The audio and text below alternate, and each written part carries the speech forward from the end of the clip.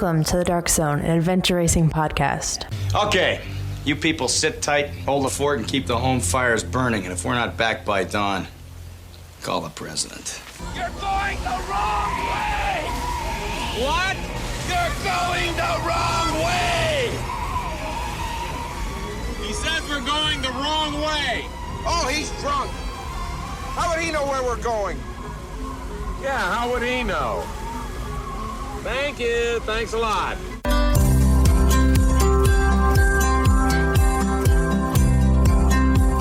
Welcome to the Dark Zone. This is your host, Brian Gatens. Today we are joined by Kate Geisen. Kate is an adventure racer, and today she walks us through her trip on the Great Divide mountain bike route. A large part of adventure racing is that we race our races and then we go off into the world and do these great adventures. And Kate walks us through her entire experience, the challenges, the high points, the low points, the gear, how she put logistics together. Kate does a great job on this episode, and we're glad that you're here. Sit back and relax and enjoy this episode of the Dark Zone, an adventure racing podcast. A large part of the work that we do is that we interview adventure racers about their adventure races, right? It's obvious in our name, but there's a subset of racer, our adventure racers who adventure, who go out and they do these amazing, awesome, fun events. And we bring them on the show and we ask them all about it. And today's guest is Kate Geisen. Kate Geisen recently completed through bike, if you will, of the Great Divide mountain bike route. She'll talk a lot more about it as we go through here. Kate, thanks for coming on the show. We appreciate your time. To jump into the conversation, give us the 30,000 foot overview. What was your adventure? What did you put together? Tell us all about it. Well, thank you for having me. I say all the time that if you can't be adventuring, the next best thing is talking about adventure. So I'm so excited to be here. A friend and I had planned for about 9 years and finally got to execute riding, like you said, on the Great Divide mountain bike route. We began in Antelope Wells, New Mexico on June 3rd, and we finished in Banff, Alberta on July 15th. So it was definitely a tour, not a race. And that was a decision made back in 2019 when I rode the Arkansas High Country route. And I did race that to the best of my ability. And about midway through that, I texted my friend we were planning on doing this Great Divide route. And I said, I don't want to race the divide. I want to tour it. It just, there's so much to see, and I didn't want to just ride by it, and I didn't want to cry every day, and I didn't want to just survive every day. I really wanted to be able to savor this adventure. And so that's what we did. It took us 41 days of riding, and it really was one of the coolest things I've ever done in my life. And in the world of long distance bike packing and bike racing, the tour and the Tour Divide is the famous movie about it. And there's been a lot of conversation about it. You make a good point that it's best known for a northbound to southbound race that is held every year. Starts in Alberta, finishes down in New Mexico. What's the total mileage of the route? So the race route, the total mileage is about 2,700 miles. That can vary from year to year. Like this year, there were some detours because of snowpack. There were some detours because of forest fires in New Mexico. But 2,700 miles is approximately the route. And for a little bit of context, compared to our 43 days, the winner of the Tour Divide race did it in about 14 and a half days. So it's astonishing. And I knew that, I followed this race for probably 9 years, and I knew how amazing the racers are. And now I know it like in my bones. It's otherworldly. I can't imagine going so fast on such hard terrain in such a short time. And what I'll do is when I put the show notes together, I'll put some links to some of the more popular videos and movies about it. Lael Wilcox is a very popular writer, and she's done a lot of work on it. And there's fascinating stuff. Nobody gets off their couch and decides to ride the Great Divide route, right? There's training that goes on. You talked about the Arkansas High Country route. Talk us a bit through. You've obviously chewed off this really big monster accomplishment, and congratulations to you on that. But you've clearly grown into it over time as an adventurer and an adventure racer. Can you walk our audience through your own personal history? What's your origin story like? Okay, for sure. So I started biking just like on a hybrid bike back in 2009, and I really feel like a hybrid bike is the gateway drug of bicycling. Because it just grew to mountain biking, and it grew to road biking and all the biking. But I first encountered the Tour Divide race while doing a long trainer ride. My adventure racing team did this thing that we called the Super Century, which was a metric trainer century on Super Bowl day. And then you could eat whatever you wanted to. And so while I was riding my trainer forever, I was watching Netflix and this documentary, Ride the Divide, which almost anyone who's ever ridden Tour Divide or the Divide route has seen. And it just called to me. I was like, I have got to do this route. And that was in 2013. So in 2013, I put out a blog post and I was like, all right, mark my words, in 8 years, I'm going to be doing this race. Well, 8 years was kind of COVID and the Canadian border was closed. And I had some problems with bulging discs in my back and didn't have a whole lot of confidence in my body last year anyway. So we put it off for a year. But in the meantime, it really took me. And 8 years, I felt like, for one, my kids were younger then. And this year, and last year, my youngest was 17. And I felt like that was an okay time to be away from my family for what I assumed would be about a month. And also it would give me time to get stronger and to get more experience and to learn how to work on a bike. But it actually took me until 2017 before my first bikepacking trip. And so we set out on this, and it was just an overnight. We set out on this trip, and part of me was like, oh, I hope I like this, because I've been talking about this race now for 4 years, but I loved it. So don't we all kind of do that, right? Like, yes. A common strategy that people use is that we will things into existence by heightening the public pressure on us. I'm going to do this, do this, do this. Guess what? If you say it enough out loud, you got to go and do it. Absolutely. And I actually heard something today. I was listening to a podcast about someone else who had taken the same, he had actually done the Tour Divide route, but he referenced something about, some people love the idea of long distance bikepacking and some people actually love long distance bikepacking. So I came into it loving the idea, but I really found that, yes, I really love traveling by bike, and it has made training a little bit more complicated, because now if I'm not going somewhere on my bike, it seems a little bit less fun. And I'm really into the fun part. I mean, even when I'm adventure racing, my team, our team motto is fun is better than fast. And, we say we're adventure, capital A adventure racers rather than adventure, capital R racers. We're really more about the fun. And people say, well, you'd probably go faster if you took less pictures. And that's probably true, but that's not a real motivation. But anyway, so in early 2019, I saw something about the Arkansas High Country Race, and that is a 1,000-mile loop around Arkansas. And it actually has about 85,000 feet of climbing, lots of punchy climbs. And it's the same type of thing as Tour Divide. I heard about it and I was like, I have got to do that. And so I did. It took me 12 days. We had 19 starters and 10 finishers, and I was the 10th finisher. So I proudly hold the SKT, the slowest known time on the route. Welcome to the club. Yes. And it was amazing. It was empowering and exciting and so hard, and really just confirmed what good people there are in the world. But also it confirmed for me that my heart is not in bike pack racing. It's really more in touring and having the experiences and meeting the people and seeing the things, and not trying to be fast. And my fast wasn't, it was 12 days over 1,000 miles. So it sounds like to your point earlier, the thought of bike pack racing was what got you into bike packing. But you discovered as you went through that race and where you ended up there, and you realized what you had to do, that in reality, it was really about bike pack touring. It was about being that connected to the land, to the ground, and enjoying yourself along the way. It sounds like that was a personal transformation for you. Absolutely. For me, it has never particularly been about being fast. It really has been about the experience and the people.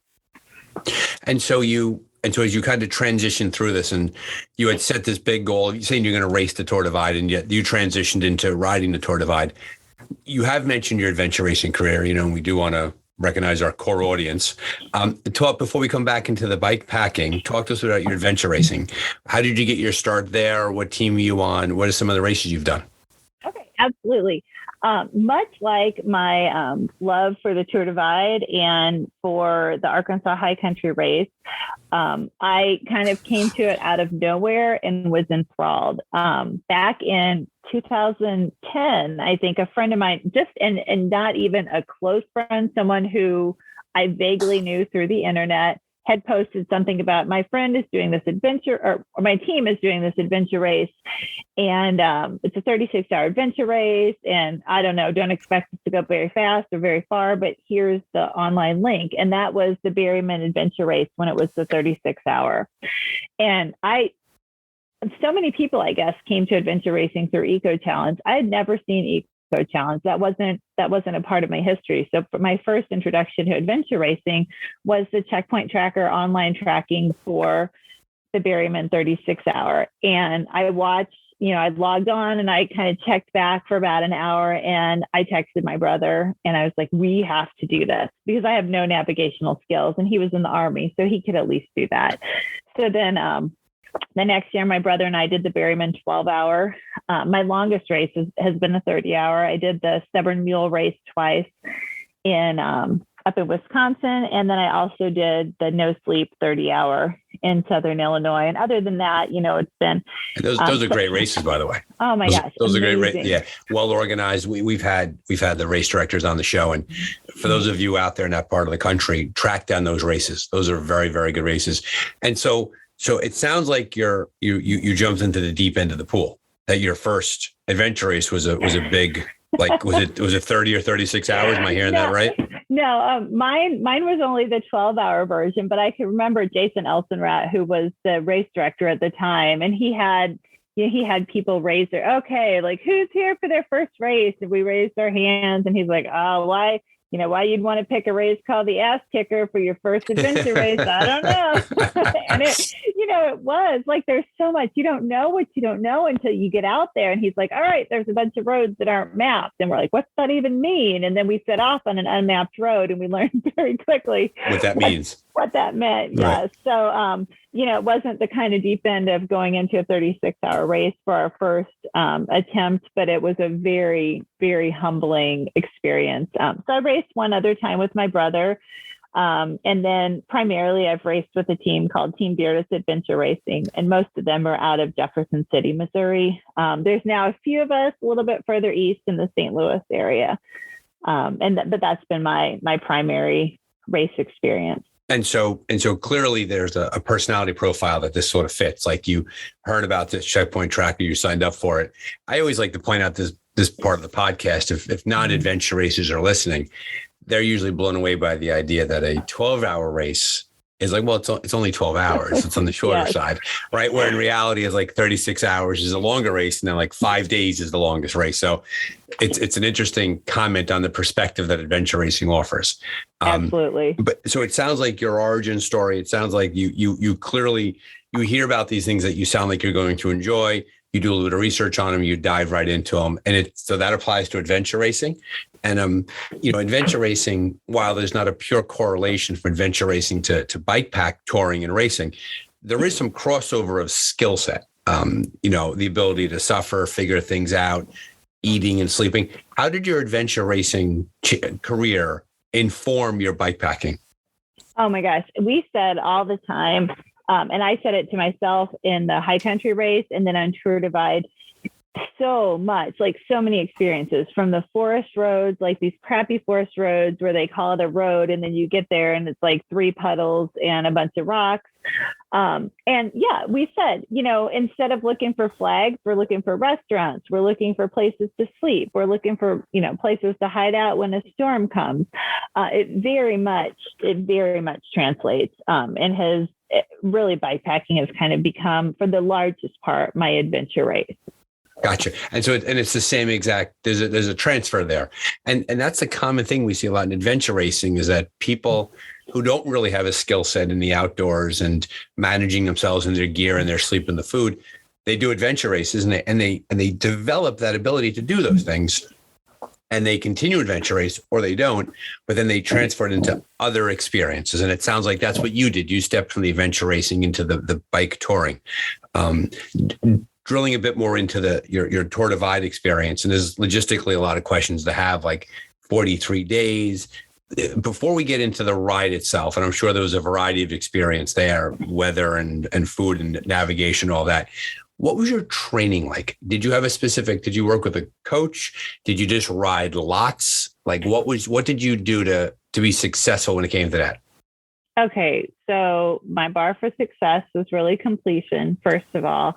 And I really had big plans for the amount of training that I would do. I'm a first grade teacher, and I'm a mom whose son was a senior last year in high school, which meant that my time was very much spent working, and it was spent going to different sporting events and senior nights. And so my main rides were about once a week. And our longest ride, we did one century ride, and everything else was between 70 and 80 miles on a Saturday or on a Sunday. We did one 3 or 4 day bikepacking trip back in April. And then May was just like constantly filled with graduation things and sporting events.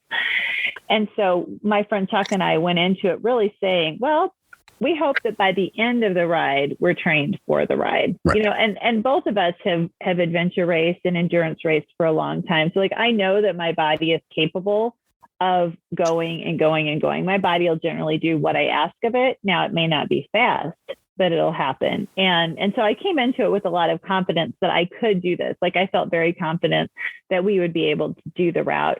But the pace definitely adjusted because of, it was not, I mean, it wasn't the kind of training that somebody who's going into it to race would do, for sure. Gotcha. But to your credit, and this is a good message for our listeners, is that you looked at your demands of your life outside of sport. Right. The fact that you're a first grade teacher, by the way, thank you for being a teacher. First grade teachers, we heroes. I work in education too, so I can say that out loud, and I believe it. And thank you for your service there. Most important profession there is, hands down. Take that, emergency room physicians. Teachers are where it's at. And so clearly what you did was, you did what a lot of us do, is that you said to yourself, I have these demands in my life that are joyful and things that I get to do, not that I have to do. Like, I get to be a teacher, I get to be a mom, and all of those things. And then you said to yourself, well, I have this part of my life, and then I have this part of my life. In order for this one to happen, I need to do what I can with what I have, recognizing the fact that you weren't going to put down a 14-day Tour Divide trip, nor did you want to along the way. Absolutely. So you went into it with a realistic understanding of what you'd have to do. For sure. And I mean, you can suffer sooner, or you can suffer later. And our option was just that we chose to suffer later, or we suffered later because we didn't suffer sooner, but it was absolutely worth it. I would, just like having a kid, like, there's probably no best time to go race the Tour Divide. There's always going to be things that get in your way. So, at some point you make a decision that this is my goal and this is what I want to do. And you don't make excuses, you just go for it, and you deal with the consequences that come. Right. And the idea of ready kind of falls to the side. Like right. It wasn't about being ready. It was about getting started. And we see it time and time again, is that too many people sit around until they think they're ready. Well, in reality, you're never ready. Absolutely. Yeah. You might have the chance to go and do it. And so you had the demands of your personal life. And then you just said, you circled the date in the calendar, June 3rd. We're shoving off, right? We're shoving off from Antelope Wells, right? Antelope. I always want to say Antelope Falls. It's Antelope Wells, right? Right. Antelope Wells. And then you decide you take your base of training that you have, you take your base of adventure racing experience, you'd done the other race, you'd done some bike packing, and you just started. You set off going north. Did you feel when you started off, besides the normal pre-race, pre-ride jitters that you had going into it, was there anything particularly poking at you, with the exception of just the general nervousness you're going to have? Like, did anything really chew at you at the start of the ride? Or was it just, listen, we're here, we got a bike full of food, we got gear, we got each other, and we have a map that goes north, and off you went? Like, what was it like at the beginning? Well, I would say that my biggest concern at the beginning was that on let's see, May 28th, 29th, I was diagnosed with COVID. And Okay. so we left Illinois on the very day that I got out of my 5-day quarantine. Okay. So I had a lot of questions as far as, what kind of lingering effects I was going to have. But I also had a window to complete this ride in because I had to be back on July 25th to take a class for school. So I had a lot of question marks kind of about how COVID would affect me. And other than that, I have 100% confidence in my riding partner. Chuck and I have raced together for years. We've adventured together. I would trust my life to him. Yep. And, I have full confidence in him that when things go to hell, that he'll be right there with me figuring out the answer. So I really didn't have any big concerns. And, we weren't thinking about 2,700 miles in front of us. We were thinking about, where are we stopping tonight? That's such a big number when you think I cannot start thinking about 2,700 miles. And so the entire trip, we really just thought, okay, where are we staying tonight? Where's the next place we get food? And it was just that hopping from spot to spot. And it wasn't truly until, spoiler alert, 8 miles outside of Canada that we were like, oh my God. This is going to happen. Yeah. We just rode our bikes across the entire country. We just never thought ahead. Now, I will say that the first 2 days in New Mexico put some real big questions in our heads. Why was that? Was it the heat? Was it the elevation? Was it just everything? I think a little bit of it was elevation and maybe some of it was COVID, but Chuck really got hit hard in the first 40 miles. I mean, we left and my nephew and his friend dropped us off in Antelope Wells and we had come from 2 hours away. So by the time that we got our bikes all loaded and everything ready, it was about 9 a.m. in New Mexico. And so it was hot. And it was dry. And, we live in the Midwest. And so we're used to hot weather and we're used to humidity, but we're used to shade and we're used to water being present. And, there's just none. There was nothing for 45 miles. And so Chuck kind of struggled that first 45 miles. And then we got to Hachita, which is the first town, and town is in quotation marks because it's 4 houses in a community center and a little store. And we refilled some water and the community center there lets people camp there or stay there. And they have a little porch and they had a chair out in the front and he sat down on that chair. And I think he was asleep before he was all the way sitting. And so we just sat there until he woke up and then we started and we had another 28 miles to the next door, which is nothing. It was 2 o'clock. It's nothing. And within 10 miles, I just had this slow speed collapse where I was going really slow. And Chuck has a picture at some point. There's no shade, and people, you're just baking. Right. We posted on our Facebook pages about our trip, and people listen to your body, take breaks. You can't take a break. There's nowhere to stop. There's no stopping because you're just going to sit there in the sun and bake. So right. you have to keep moving. So there's one picture and there's a yucca tree and there's a 1 by 3 foot spot of shade. And Chuck has this picture of me curled up in the shade of this yucca tree for a few minutes. But, it was really going from little bit of shade to little bit of shade. And we ended up having to stop in the shade of a railroad bridge. And we literally just waited there until the sun went down before we could go again. And so we got to the store long after it had closed and we camped on the side of it, which is very not restful because there was a railroad track there and there was an interstate there and there were 18-wheelers that were pulling in all night to park. And so I slept about an hour and we thought, okay, we're going to get up at 6:30 in the morning and we're going to start again. And the next day, the first hour and a half or so were good, but the sun came up and just the same thing happened. And I struggled so hard. And, we've ridden enough together, Chuck and I, that we're pretty equivalent. If we're not on technical terrain where he's vastly better, I know that I'm as strong as he is. And so I just couldn't do anything. And so I'd stop my bike at the bottom of a hill and and a hill is such a, it's barely a hill. It wasn't flat and it wasn't downhill. So I considered it a hill. And I'd start walking my bike up and he left his bike at the top and he'd come down and push my bike up, and it just, those 2 days were really, really tough. And neither one of us said it out loud, but both of us, we've later talked about it. We're like, I don't know if I can do this. And it wasn't the distance and it wasn't the climbing. It was just that heat and that dryness and that lack of shade and that lack of water. And I think in retrospect, despite the fact that I was drinking so much, I was so dehydrated. And so we finally got to Silver City. And I told him that day, I was like, I can't ride tomorrow. And that was a really hard thing to say. We're 2 days into this trip we've been talking about for 9 years. And the whole world is kind of watching, right? You've been posting about it, talking about it, and you don't want to be the schnook that after 2 days packs up and goes home. Absolutely. But I also knew that if I didn't take that next day off, we were going to be packing up and going back home because we knew we had to get up earlier. And, bike packing is a lot of work. I know that you bike pack also. Like you don't get to the end of your day and just kick back. You get to the end of your day and you've got to get water for the next day and you've got to cook your food. And you've got to set up your tent and, you have to prep everything for the next day. And so I just knew that by the time that we got to Silver City and did all those things, I was only going to have a couple hours of sleep and I had to have more. And so, and because we have that relationship where we've raced together for so long, he understood that I wasn't just saying that was the case and that was the reality. And we took a 0 day. And from there on, it was a dramatically different ride.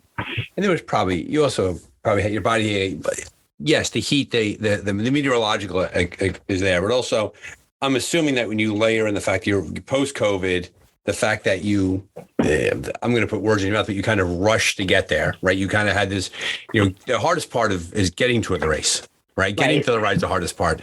And so you probably showed up and at the end of the school year, right? And being a teacher is emotionally draining. My guess is in retrospect, you probably showed up to the start line a little drained in many facets, physically, emotionally, and then starting it was such a big thing to think about. And of course, then you lay the heat on top of that. All those factors kind of come together. So what's interesting is that after those first 2 days, which were somewhat challenging, your decision to take a 0 day, and you only took 2 0 days the entire time, that was your first 0 day. Right. Interesting. Yeah. Now when you went into day 4, which was riding day 3, did your body have a chance to sort of recover from the first 2 days? You had a 0 day. And then you had rejuvenated and you were refreshed going into day 4, which was riding day 3. You found that? Yes. And I'll tell you what, I was really afraid to start day 4 because it was a pretty climby day. I live in Illinois, he lives in Missouri, and there's not a lot of elevation here. And so even coming into New Mexico, I think it was 4,000 or 5,000 feet of elevation, maybe even 6 at some point. Even that was dramatically different than our baseline in the Midwest. And then we knew that we'd be doing a lot of climbing over the first 25 miles. And I was scared because I was like, oh my gosh, we just took a day off on day 3 and that's awesome if it works. But if it doesn't work and I can't do this riding, what does that say? But the biggest thing, we rehydrated and I can't say enough for, there's like a Gatorade Rehydrate, which is kind of like Pedialyte. I can't say enough for that. I think it's kind of like a miracle fluid. And we rested and we ate a lot of food on that day off. And we got up and we started riding. We started getting up at 3:30 in the morning and riding by 4. And that was the key. We really tried to be done by noon, but my body was completely different from that point on. It was hard. Every day was hard. There were very few days that I ended the day and I was like, I could ride some more, most of the days, if you put a gun to my head, I would have ridden more. But I'll tell you what, that second day, if you put a gun to my head, I would have said, you're going to have to shoot me because I can't do it. It was done in your body. And the good news is that you had enough capacity and mental memory and experience to realize that you needed that day off. Because we both know what happened. If you forced yourself into day 3, you would have fallen apart and it would have been there's no way to get back from that. When you look at your data, what was your longest day and what was your shortest day? Our longest day was 96 miles, and that was in the Great Basin in Wyoming. And our shortest day was 38 miles, and that was in Montana. We actually had 3 days right around 40 miles. And what we had found coming into Montana, so we had a 0 day on day 3. we had a 0 day, I believe, on day 21. And so then coming into Montana, we were both feeling like we really needed a break. And we had planned to take a 0 day in Butte, Montana. And we came into Butte and it was rainy and it was kind of gross. And the part of Butte that we came into wasn't very nice. And the storms, I don't know, it irritated me. Like I wasn't really a fan of Butte. And so we kind of decided not to stay there. And then there were 3 places that we wanted to stay moving forward from Butte. And they were all about 40 miles apart. And so what we ended up deciding was, instead of taking that 0 day in Butte, that instead we would continue to ride each day, but we would do 3 days of about 40 miles. And we figured that would be like kind of half 0 days. Sure. Yeah.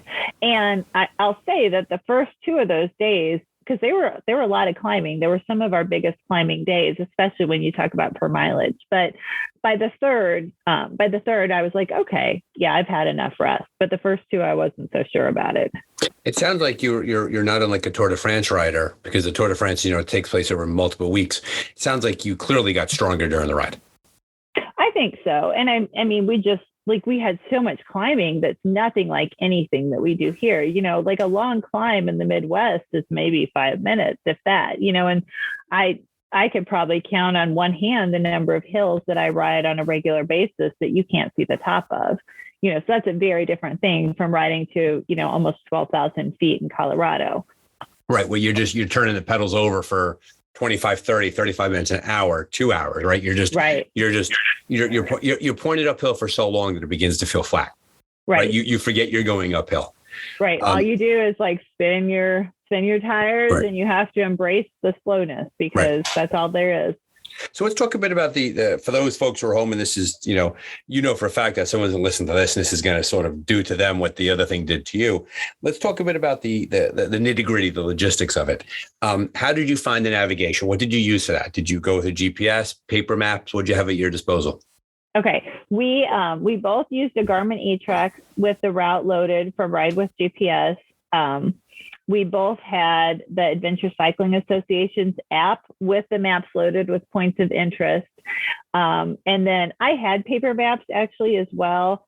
And from Abiquiu, New Mexico, about a week in, I sent them home. We hadn't got them out, and it wasn't really worth the space and it's not much weight, but everything is weight at that point. Right. So we navigated primarily by eTrex, a lot. We referenced the ACA maps a lot, and then Google Maps also. I would download whatever state we were in. I would download a section of that to Google Maps offline, and so we would reference that a lot, because, like I told you before we started, we definitely made some audibles on the route where we didn't feel tied to staying exactly to the route. Which is good news, because you had committed to it being a ride. And as a result of that, you weren't beholden to the race course perfectly. And as we had said also earlier, with the heat and with the weather and with the fire danger, a lot of people are doing the ride now. They're modifying the route along the way. That's just the reality of the world we live in. And so sending home the paper maps is an interesting decision, because some people would say you only relied on your electronics, but it sounds like you had 3 or 4 different systems working during the course of the ride. That's a lot of redundancy.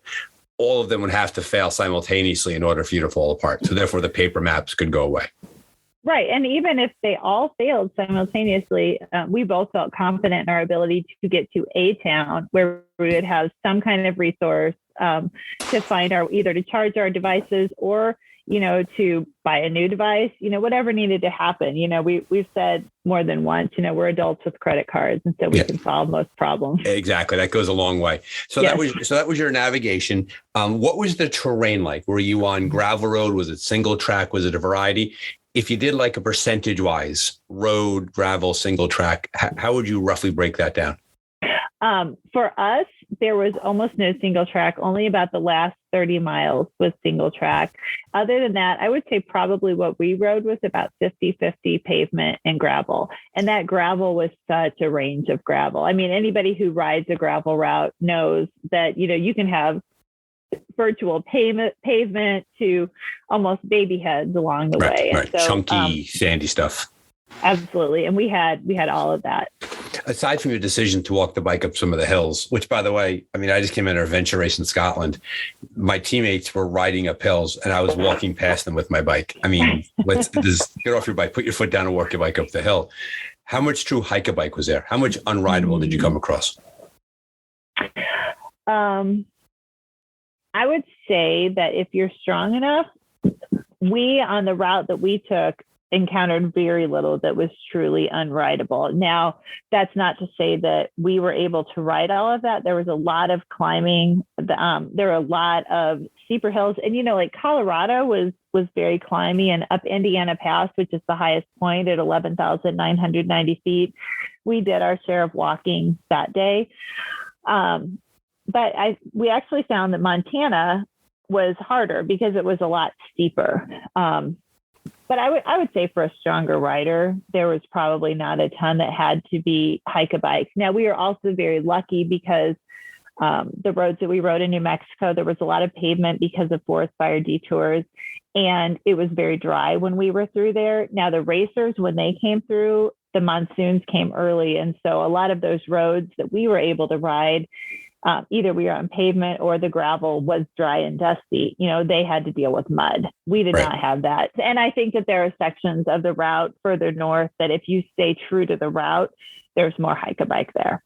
Gotcha. And there's also one of the videos, I forget which one it was, shows how all the racers got detoured. Well, no, sorry, got stopped because of the peanut butter mud. They just couldn't go any further. They tried and it snowed up there and all that. And so it sounds like you had a lot of things in your favor. What about your bike itself? What was it? Was it a pure gravel bike? Was it what was your tire size? What did you ride there?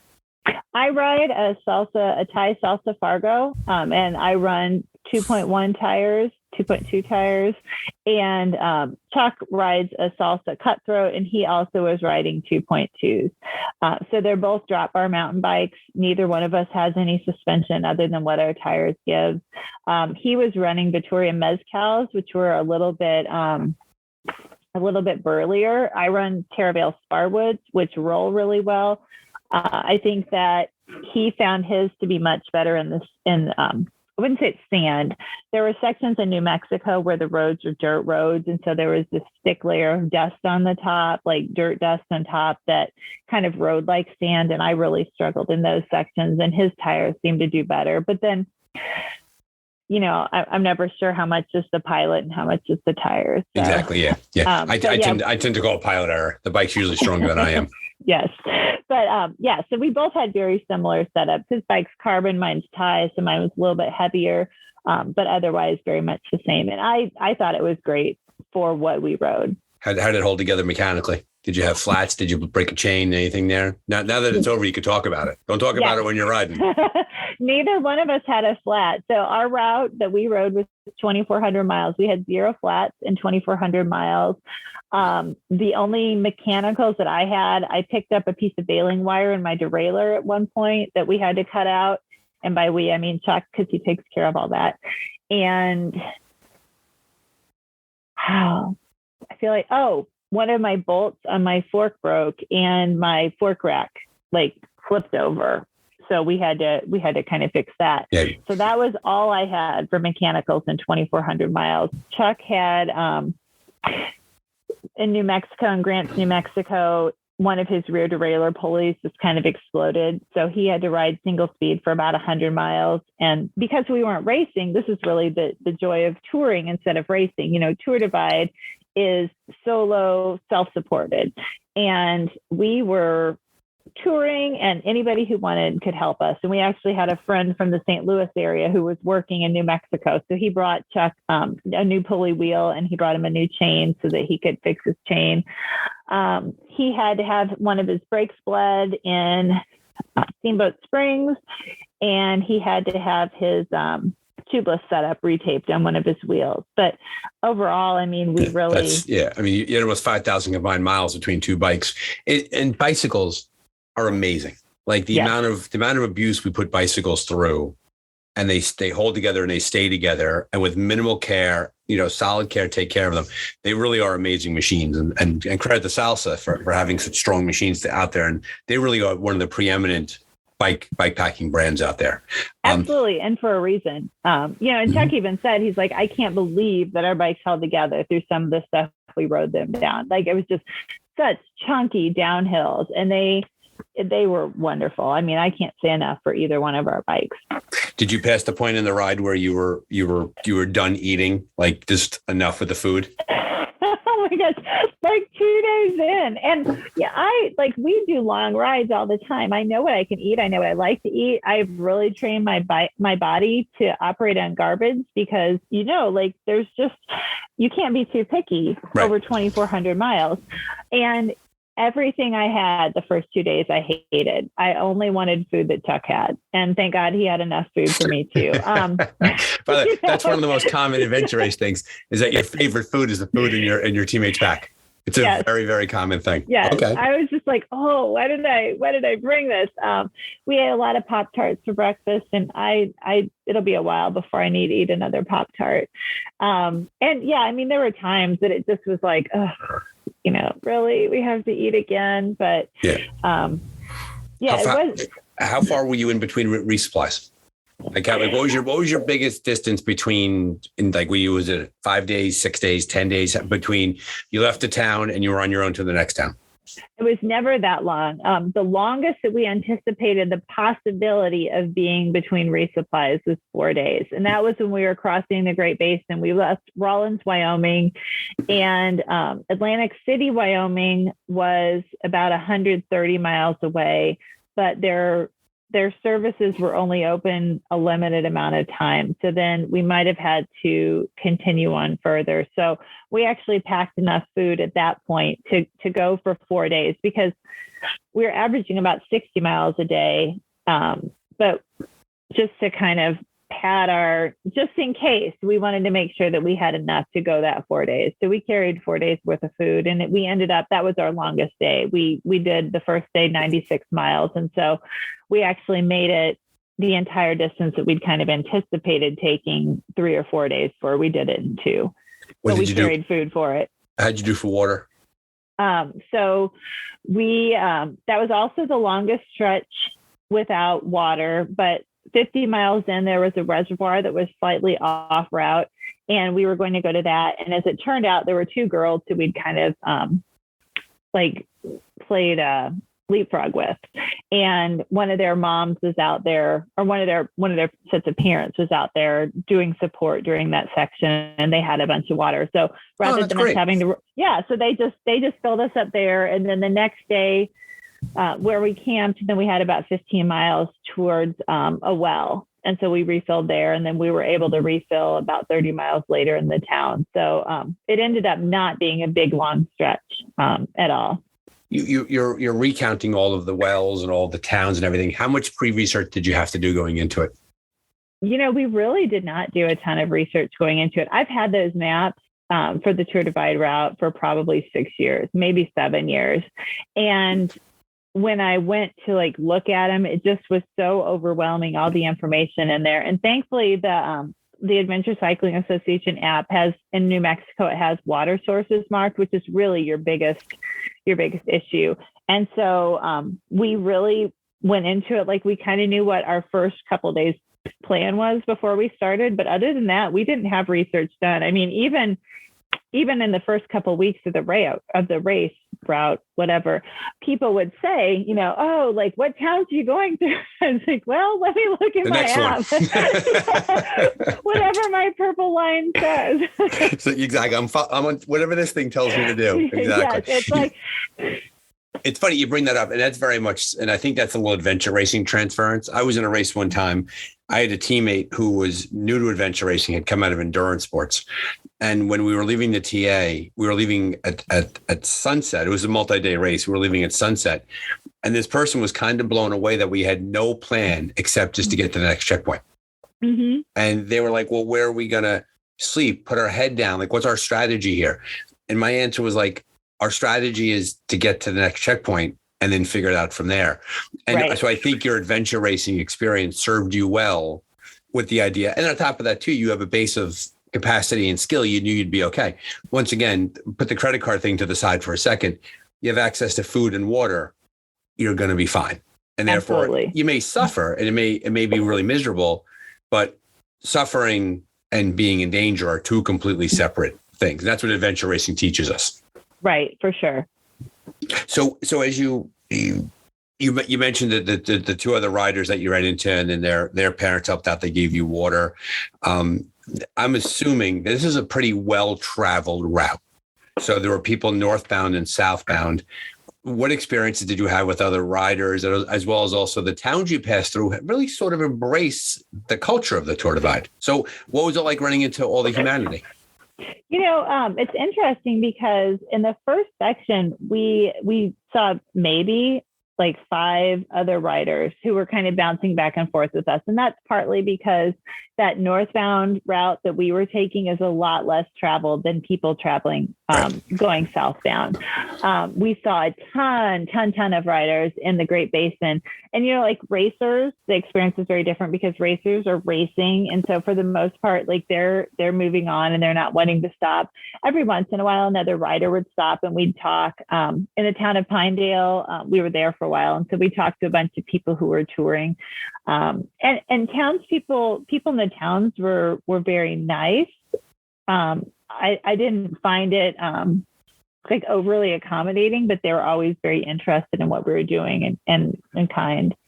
Did you have the experience where you found yourself in a restaurant or a corner store with sitting around the table with other riders too, and you're all comparing stories along the way? We had that a few times. Yeah. We ended up in Hartselle, Colorado at the same time as the girls did. And so we talked to them too, or there were some racers from New Zealand that we ran into in Del Norte, Colorado. And so we talked to them for a while. Yeah. It's a great feeling. The idea that you're all sharing the same sacrifice, you're all going through the same thing together, and you find that camaraderie at a desired rest stop, right? You're sitting there and you're eating an entire pizza and you're drinking like 9 Cokes and you're like, hey, we're good. Let's get going here. How did you do for sleep? Did you do campsites? Did you stop along the trail? I saw some interesting pictures. I think you might've had a bathroom in there at one point, which by the way, I can relate to. I've been there for that. So how did that work out for you? So we camped, I think of our 43 nights, we camped 31 of them. And by camping, I mean, we slept on the ground. There were some times that we camped inside a building. One of those buildings was really barely more than sleeping outside. It looked a little bit like a building that had been through a Stranger Things experience. It had holes in the roof. And so when it stormed that night, we could hear the water coming through into the trash cans under it. But we were inside, and that honestly was one of those real trail magic type of things, because we had ridden in the town of Lima, Montana on a weekend, and it's like this teeny tiny little town. So Chuck and I are real different people. I like to know where I'm going to sleep, and his favorite phrase is "it'll work itself out." And so what that usually means is that I'll work it out because I like to know the details. But this was a time that we just hadn't worked it out. And, we're like, it'll be fine. There's nobody here. So we got to dinner in Lima and asked the waitress at the restaurant/hotel if they had any rooms. And she said, "Oh, Chuck, we've got a wedding in here. And so I'm not sure." So she came back and they didn't have any. So while we waited for our food, I started on the app looking at hotels, which is really like cabins. There wasn't a whole lot. So I called the other hotel in town, and they were also booked. And then there was a town 10 miles away, and this was on a 75-mile day. So it would have made us ride another 10 miles. And we weren't excited about that, but that was the reality that we were facing. And it was supposed to storm that night. Otherwise, we could have just slept outside. It wouldn't have been a big deal. And the first place was booked. And so I called another place that was listed as cyclist only camping. And the man who answered was like, "Oh, this is a private residence now. We don't do that." And so I apologized. And he's like, "Well, did you try such and such?" I'm like, "No, they're booked." And he tells me, he's like, "Oh yeah, there's a wedding in town. This is like the worst time in 10 years to try and sleep here." And I'm like, "Okay, well, thanks pal." No kidding. That's very helpful. So I just told him goodbye and hung up. And like moments later, he called me back and he's like, "Hey, if you get in a bind, call me back and I'll let you into the old town hall." And I was like, "Man, we're in a bind. We're in a bind. Like, guess what? We have nowhere to sleep." And he's like, "Okay, well, it's not much, but you can sleep here." And I was we were so grateful. So we rode another 10 miles and he had texted me that he'd unlocked the door. We could just go in, and we get there and the door's locked. And so I texted him, I'm, okay, we're here, but the door is locked. He's like, it's not locked. It's just an old lock. It's stuck. Just push the door. And I'm like, no, it's locked. Like, I know how locks work. Right. It's and this locked. is closed up. And he's like, no, just like kick it in. And so, like, you can't see me online, but I'm almost 6 feet tall, and I played basketball in high school, and I can still box out. And so I just kind of like hip checked the door and busted it open, and the deadbolt busted off the frame of the door. It was locked, but we got in there for the night, and it wasn't much, but again, it stormed that night. It was a terrible storm, and we were inside, right. and we were super, super thankful. The bathroom situation that you talked about, when we were in Del Norte, Colorado, this is another cyclist-only camping. The city of Del Norte allows cyclists to camp for free in their city park. Now, mind you, there is an RV park like 2 miles away for $20 a night, but we're going to camp for free because that's how you do the Tour Divide. So we stopped in and checked in at the police station like they asked you to, and they said, okay, now set up on the stage because the sprinklers, we don't turn off the sprinklers, and so the sprinklers won't hit the stage. Okay, so we set up, and we get woken up at like 12:30 in the morning by some crazy man walking through, like yelling profanities, and then you hear him like talking about bikes as we're laying in our tents on the stage, and Chuck's over there with like his hand on the bear spray, just like, okay, this guy touches our bikes, I'm going to spray him. And he wandered off. And then about 1:30 in the morning, you could hear the sprinklers come on. And then all of a sudden you hear, and Chuck goes, ah! And like the sprinkler hit him right in the face in his tent. And so his tent was further out on the stage, and mine was in the center. And I'm kind of laying there. I'm like, okay, I'm dry. I'm good, Chuck. Good luck, buddy. I think I'm okay. And then you hear, and it's like, it's not a sprinkler. It's not like that gentle rain that you send your kids through. It's like a fire truck just sprayed its hose into our tents. And so we would like jump out of our tents, and we like run down the stairs, and he is like the most calm, good-natured person in the world. Like, I'm kind of the more high-strung one, and he, as we're running to the bathroom around the corner, he's like, this is the worst night in the world. I like the fact that the town is like, you're more than welcome to stay. Like, we're glad you're here. Welcome to our town. You can sleep here. By the way, we don't turn the sprinklers off. Like, we're glad you're here. We're here to work with you. And you're safe on the stage, but you're not. So yeah, like we're like standing, we're like peeking around the corner of the bathroom, and then we'd run up to the stage and grab our sleeping bags out of the tent. And then the sprinkler would come through again. Then we'd run up to the stage and we'd grab our tent. We ran our tents down. So we did sleep on the bathroom floor. I feel like I leveled up in the bikepacking world. That's one of those things you have to do along with sleeping in a post office. And so the next day I called the city of Del Norte, and they didn't answer, but I just left a message thanking them for their hospitality and letting them know to stop telling people to sleep on the stage, because the sprinklers definitely hit the stage. Like, thanks, guys. Like, we're good. Okay, good. Yeah. And so so what was clearly you had tents with you, you had pads with you, all of it on the bike. Did you go with a backpack, or was nothing on your back, right? Everything was on the bike. Right. Nothing on my back. The only time we had anything on our back was that stretch through the Great Basin where we had extra food. And when we carried 4 days worth of food, we carried that. We had little collapsible backpacks that were like collapsed to about the size of your fist. And so we put extra food and water in those just for that stretch. But for the most part, everything else rode on our bike. Clearly, logistically speaking, you nailed it, right? You knew the direction you had to go. You had the purple line. You had your everything you've practiced kind of came together. You mentioned before when you were 8 miles from the Canadian border began to feel real, because once again, adventure racing lived to the next checkpoint, lived to the next town. This was almost a decade in the making for you. You had sacrificed to get there. You sacrificed over the long term and over the short term. Walk us through the final sections, the final stages when it got real. You passed through the Canadian border. You were closing in on Alberta. Like, were you even processing it then, or did it occur to you later on when you got on the other side of it? that for both of us, the first biggest like realization was that time when we were so close to the border and we're like, oh my gosh, like, yes, we're actually going to do this. And then that section through Canada was, I mean, really jaw-droppingly beautiful. I can't imagine finishing the route a different way, because every turn you made just about was phenomenal and so gorgeous. And then we kept hearing things about bears and grizzly bear encounters. And so, you know, you had this double-edged sword of, oh my gosh, it's so beautiful. And, you know, I very much wanted to see a grizzly bear, and I very much did not want a grizzly bear to see me.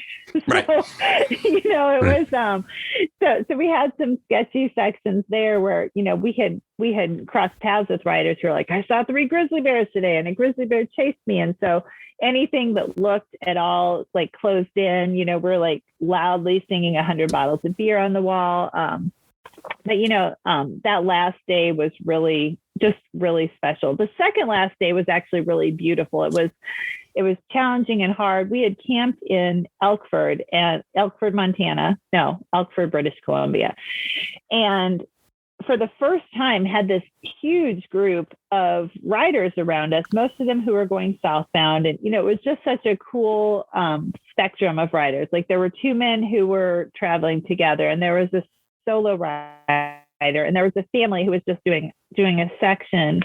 And then there was a couple who lived somewhere up north of where we were, and were just kind of appalled that we planned to make it from Elkford to Banff in 2 days.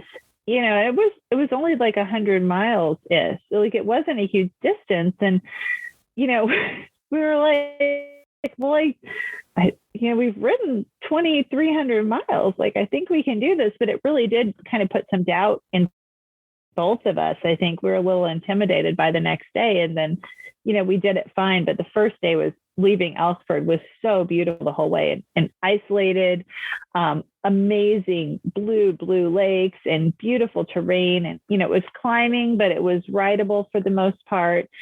And then we camped that night, and we finally saw a grizzly bear leaving Peter Loughborough Provincial Park the next morning. So this was our very last day on the divide that we saw a grizzly bear.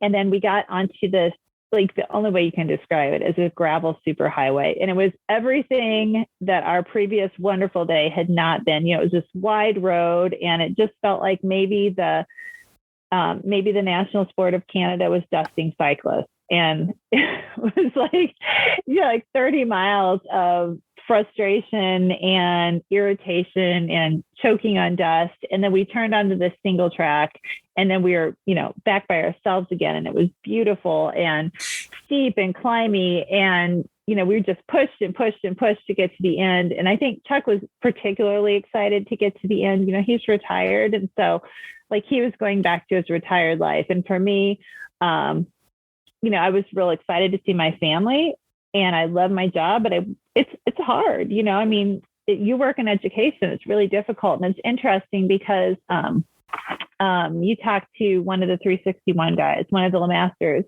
Mm-hmm, sure. And I can remember when he was talking to you, he was talking about how like his adventure racing and bikepacking experiences have kind of taught him that he could do anything, you know, and that feeds like his day-to-day life. And for me, I feel like it's almost the opposite. Like my day-to-day life, most years is so challenging at work that no matter what I'm going through on the bike or in an adventure race, I'm really thankful that that's what I'm going through, and not kind of struggling with the challenges at work. So I think for me, those feelings coming to the end were a lot more mixed than for Chuck. You know, like I was happy to see my family, and I was happy that I was going to know where my next drink of water was going to come from, and that I knew where I'd be sleeping the next night, and that I wasn't going to be caught out on a storm. But, you know, there's a lot to be said for riding your bike all day long, and you have no responsibilities other than feeding yourself and watering yourself and sleeping where you find a spot to sleep. So it was really wonderful, but it was also kind of a mixed blessing to finish. Yeah, there's so much there, right, Kate? There's the idea that the first things first, when you're caught up in a grand adventure like this, there is the simplicity of my job is to eat, sleep, and ride. And that's all that really matters, right? And if for people who have complex jobs like you do, there's a certain level of I'm going to say mental relaxation, which is not really the best term to use because it's mentally hard to do that kind of riding, but you put everything else off to the side, right? So you touch on that. And I think it's really interesting when you talk about the idea that you have a job that is appropriately stressful, right? It's okay for a job to be stressful. That's why they pay you to be there. But it's not like your life is easy, so you go do something hard. Your life isn't easy, but you still go and do something hard because it's a different kind of challenging, a different kind of hard. And I think you really touch on a lot of what a lot of racers go through, why they do this, like what it is there. And to your point, having the idea of the mixed emotions, like this has been fantastic. I have these thousands of miles behind me. I've earned the right to say I was a Tour Divide finisher. And then on top of that, you then have a reentry into the world and seeing your family, things like that. And so you're spot on in catching so much of it. Did you find, now that you're roughly 45 days after it, right? And I know that you've had a chance to process it and talk about it, the experience that you had versus the experience that you thought you were going to have, how big of a Venn diagram, how much does that overlap?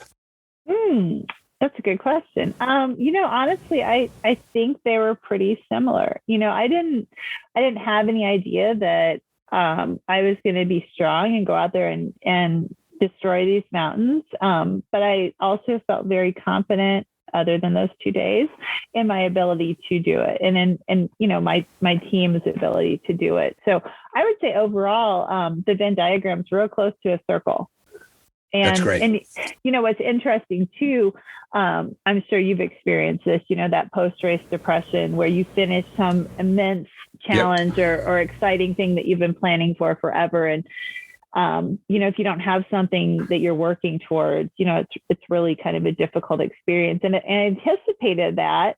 And I really haven't felt that. And I don't have any major thing on the horizons for me. And I wouldn't, it's not that I'm like, oh, I did that and I never want to do anything like that again. We're kind of actively talking about, well, what adventure do we want to have next year?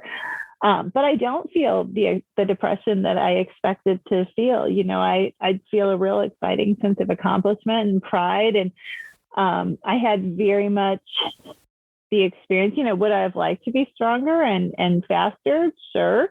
But I wasn't. And I'm real content with how I was.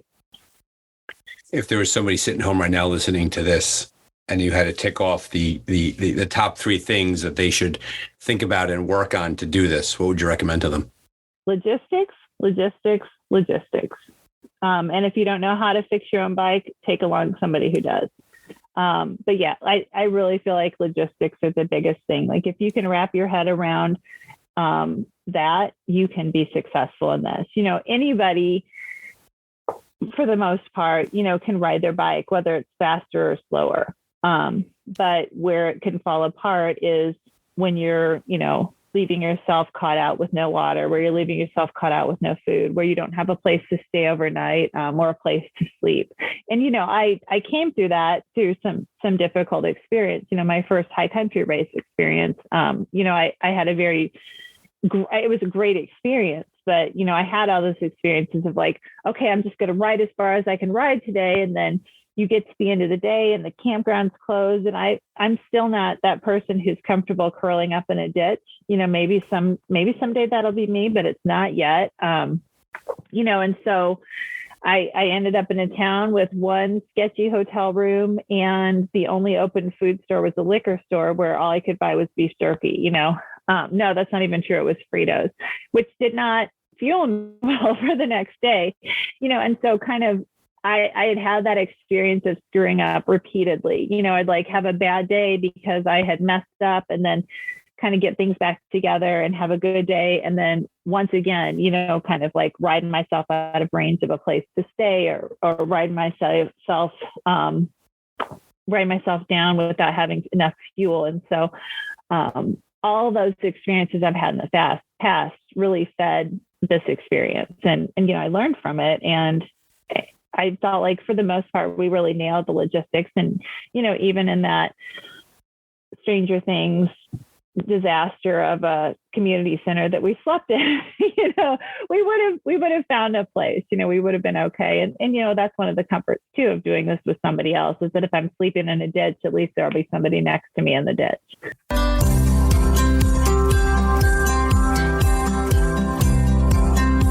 Thank you for joining us for this episode of the Dark Zone at Adventure Racing Podcast. If you enjoyed this episode, please head over to your streaming platform of choice and leave a rating and a review. Best way to spread the word about the Dark Zone. Once again, thanks for being here and have a great off season.